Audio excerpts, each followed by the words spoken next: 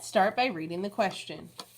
The 200 students in a school band will attend an awards dinner. A random survey of 25 of these students was conducted to determine how many of each meal should be prepared for the dinner. The results of the survey are shown. Based on the results of the survey, which of these is the best prediction of the meals wanted by the 200 students? So by highlighting the important information, we can kind of clear some of this down because it's definitely a lot of words. So we know that there are 200 students in a school band. We also know that a survey of 25 was conducted to determine how much they should prepare for each of these dinners. This information that they provided us is based on the survey. So using these survey results, it wants to know which of these is the best prediction. So each of these answer choices has its own statement, so we are going to have to work out each of these answer choices to see which one is true. So to begin with, I'm going to go ahead and solve for the beef meal. So if I wanted to make a prediction, I would start by setting up a proportion.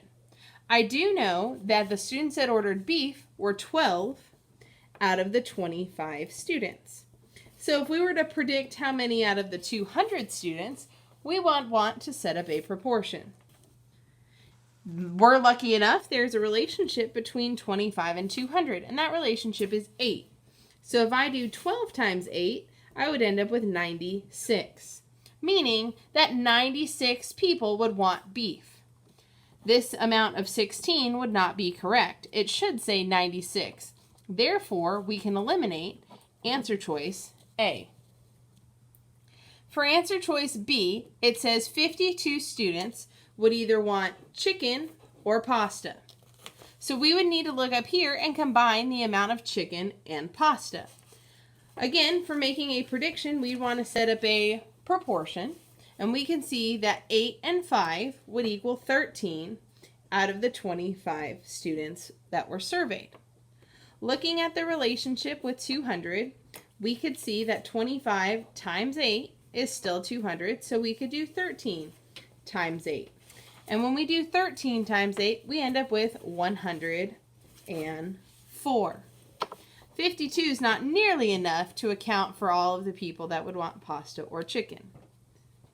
So we can eliminate answer choice B. The next one says that 32 more students wanted beef than those that wanted chicken. Well, we already know that 96 people would want beef, so we would need to calculate the amount of people that wanted chicken.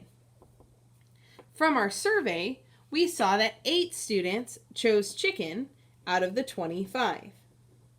Setting up our proportion, we can determine that because of the relationship of multiplying by 8, that approximately 64 students would want a chicken meal. If we were to subtract 96 minus 64, we would end up with an amount of 32. This number works because 32 more students want beef over chicken. Let's review answer choice D just to double check that we haven't made an error. It says 24 more students want pasta than want chicken. Well, we just figured out that 64 students would want chicken. So we would do our last proportion to figure out those who wanted pasta. If 5 out of the 25 students wanted pasta, we could calculate, based on using that relationship, that 40 students would want pasta. This answer choice would be incorrect because it said that there was 24 more students who wanted pasta. We can see here that pasta was 40 and chicken was 64. So this would actually need to say less in order for that to be a true statement. So we could indeed eliminate answer choice D, leaving us with the appropriate answer choice of C.